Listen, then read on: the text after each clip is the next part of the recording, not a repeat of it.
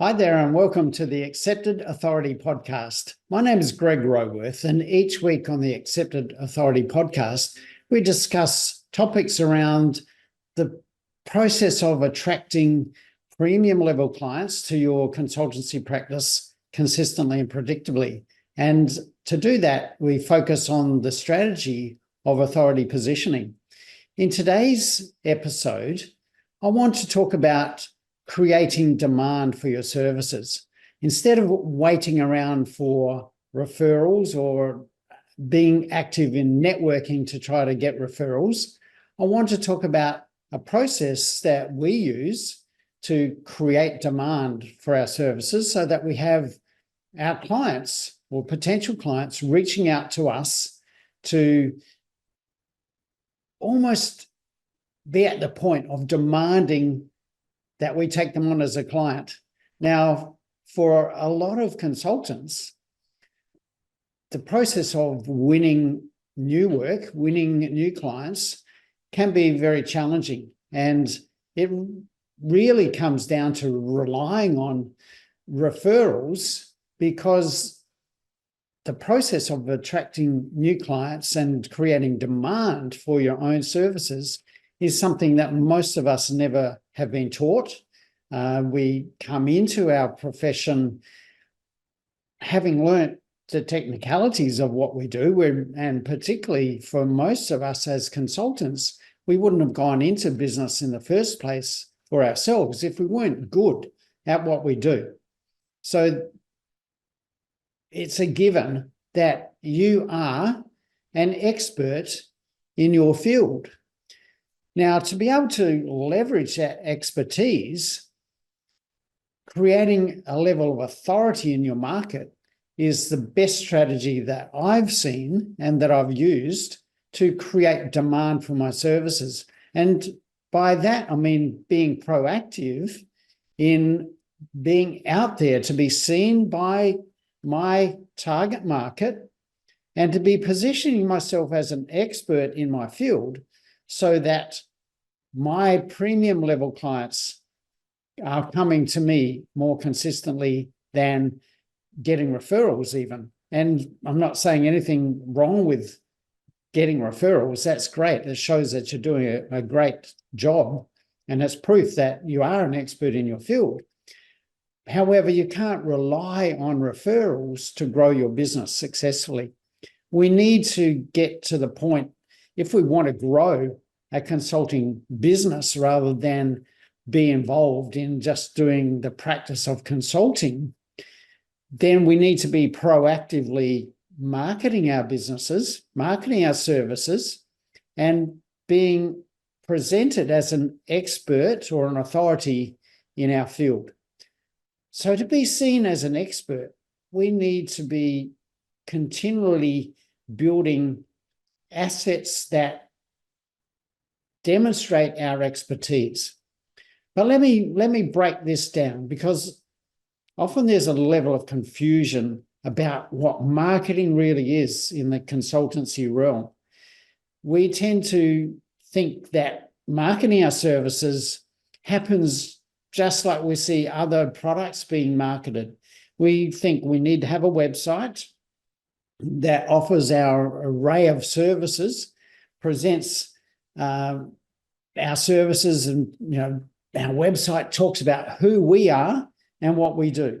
Now, if you've followed this podcast in the past, you will have noted me saying that that is the wrong way to approach marketing consultancy services. If all we're doing is talking about who we are and what we do, there tends to be a lack of relevancy and a lack of connection with our ideal target market. So how do we overcome that barrier, that lack of understanding of how to market ourselves successfully? So I want to break this down into really talking about fundamental business practice in terms of what's required to grow a successful business. Now, obviously, in a consultancy business, we're looking to develop relationships with clients that we retain for the long term. Now, the worst business model that you can ever develop is a business model where you win a client, you do a service, and then you never see those clients ever again. And I know there are a number of consultancy operations that operate that way. We get into a situation where we offer a particular service or a solution to a particular type of client, but it's a one-off solution that they never need from us ever again. And that is going to make your business life really difficult. So my answer to that question of how do we build a business that is based on having a long-term relationship with clients who love what we do and get results from what we do and are willing to keep paying us month after month after month, maybe year after year after year, like some of my clients have done. It's about being able to solve a number of different problems and being able to solve problems that stack on each other, so that when we solve a particular problem for our clients, we're then able to solve the next problem that they have because we've solved that initial problem.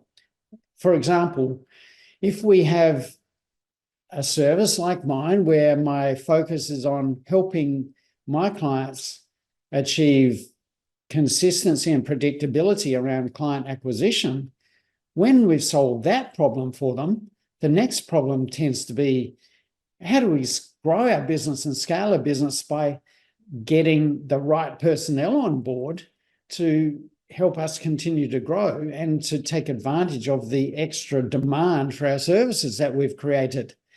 So in your business, think about what is the logical extension of your initial service that you might provide to most of your clients. Now, if you have an array of different services, sometimes that service can be designed and your business model can be designed in a cyclical manner so that one service follows on from the next one and you're able to move a client from one service to the next. And when you get around that circle, often there's the possibility that you start at the beginning again to take them to the next level. And that's what I've been able to achieve in my business, not by starting at any particular point, but I've had a 1-point start where all of my clients start at a particular point and then they progress through the different natural extensions of what happens after I solve problem one, what comes next. And after I solve problem two, what's the next logical problem that my clients are going to have? And how do I solve that? And build systems into my business that helps the clients move through that cycle so that when they've completed the cycle, there's a natural desire to go back and do it all again, but at the next level. Because in growing and scaling a business, we can continue to expand on doing things that require a different solution when we get to the next level. Even though it's the same service that we provide, we're actually providing that service to solve a higher level problem than what we solved the previous time around. So think about how you can satisfy your client's demand for your services in that cyclical way or in that hierarchical way where you're able to extend your lifetime value to your clients by being able to solve the next problem that you create by solving their first problem. So what we've talked about so far is the fundamental business aspect of fulfilling the demand that your clients have. In consulting, we call that delivery. We call it the provision of our services. It's the fundamental work that we have learnt in our profession. It's the fundamental services that we're built to provide, and our businesses were built to provide those services. So demand satisfaction is what our businesses do. However, the other side of that fundamental equation of being able to satisfy the demand that our clients have is to actually be able to create that demand in the first place. And that's where a lot of consulting firms miss the boat. They're so focused on demand satisfaction and relying on referrals to bring in clients ready to have that demand satisfied, that we've never learned effectively how to create demand in our target market so that our clients are then coming to us wanting our services without having to require a referral to get to that point. So how do we go about the process of creating demand for our services and creating demand for our ideal clients, the perfect clients that we want to work with? So there's really three different levels or three different elements of demand creation that I've discovered. And this is where many consulting firms also fall short of the mark in terms of looking at marketing as almost a one or two shot exercise. And by saying that, I mean, we want people to reach out to us so that we can then sell them our services. So we look at marketing in that short-term, short-focused way of maybe looking at marketing as creating ads that get people to respond so that we can then enter the sales process with them. Now, what I've found over my 30 years in business and the last 25 of those in the consulting world is that when we make that process too short, we create huge barriers to be able to proceed smoothly along that process. If we're asking our clients to reach out to us before they're ready, then we make the sales process very resistant. There's a lot of resistance from our clients when we try to sell them. And that creates pressure for both parties. It creates pressure from us as consultants to try and convince the particular potential clients in front of us at the time that they need our services. And to do that in a short space of time is a very difficult process. However, that's where many consultants find themselves getting into a sales situation where they're presenting what they do and being asked to present a proposal. So even if we do a halfway good job of our sales process, we haven't done enough to convince those potential clients that they need to work with us. And just based on fundamental human relationship principles, when we, in our consultancy practice, want to build a relationship, a long-term relationship with a particular client, we can't expect that to happen in one quick sales meeting or even two quick sales meetings. So when we get to the point of our initial investigation and discovery process where we're ready to talk to our clients about what we do and how we can serve them, we're often at that point met with, okay, sounds interesting, send me a proposal and we'll think it through. So we haven't really achieved anything apart from building a level of interest where the client maybe thinks that it could be interesting to work together, but then when they get our proposal, how often do we win those proposals? Usually that is the end of the road for a lot of proposals hitting the digital equivalent of the waste paper bin. That's where a lot of proposals used to end up. And now they end up in this ether of unknown quantity, unknown space, where our clients maybe receive our proposals, but do they even read them thoroughly? Do they just look at the last page where we mentioned our price and they think, wow, that's not what I was expecting, or that's too much? And so they don't fully understand the potential return on investment for investing the money in our services. So how do we overcome that problem?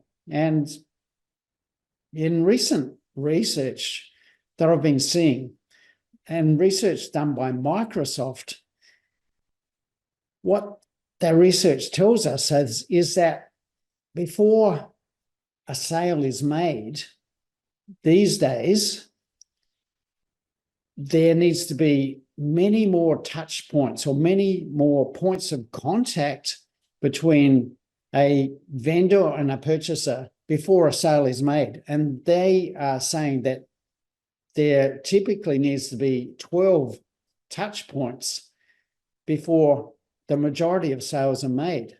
Yes, at times, some sales are made earlier on in that process, but if you don't have a system of creating demand that includes at least 12 touch points or contact points where you're communicating with your potential clients over a course of a number of weeks, months, years even, then you are losing opportunities, because people need that time to develop trust. And they need time to understand your expertise, and they need time to understand what you have to offer them. So if your marketing system is about advertising to get a response and then trying to sell, you're making your life extremely difficult, and you're making the sales process probably more than you're actually capable of selling effectively. Now, there may be some who are listening to this who are really good at selling, and you can make that process work. Hats off to you. I wish I was that good a salesperson. I've never been able to achieve that level of, sales proficiency. But what I have been able to achieve is a high level of sales success by building a demand creation system that brings my clients into the sales meeting pre-sold, willing to see me as the authority in the process and ready to request my services before I have to convince them of anything. In fact, the sales process, or the sales meeting, is more about, are we a good fit? Are you a better client for me? Are you the right client to get the most benefit from my services? Because when we have that fit, then we can assure you that our services are going to give you a return on your investment. So it's a very seamless process where clients come into a sales meeting already prepared, already understanding what we have to offer, already understanding the value that we provide to them, and wanting us to be able to provide that service. So when you have your clients coming to you wanting to buy, and all you have to do is assure them that, yes, it's a good fit, you are the right sort of client for us, then there's no send us a proposal. It's like, where do I sign? When can we start? How good would it be to flip that situation if you're getting the send me a proposal response more often than not? How good would that be for you to be getting the response of, when can we start and where do I sign? Now, that's what you can do if you build a demand creation system in your marketing. Now, that demand creation system is about much more than 2 steps in the process. As Microsoft has shown, there's at least 12 steps that are required. So it comes about to, how can we build that system? And to me, it's about, first of all, identifying people who are interested in solving a problem. It's not yet about, are there people out there who want to buy our services? Because our services aren't relevant to people who don't, first of all, know that they have a problem to solve and know that they want to solve that problem. So the first step in our process is to enter the conversation that's already in the mind of the client. They're thinking about the problem that they solve. So the marketing material we put out is content around the problem that my typical clients have. And most of my content at that initial stage of intersection with a potential client is focused on them and their problems, not me and my services. So there's a huge difference in that. I'm creating content that is relevant to a client and content that they want to consume because they're interested in solving that problem. The next step then is providing a mechanism to take them into an ongoing communication process. So to enroll them in ongoing communication in a way where they're putting their hand up to say, I want to know more from you.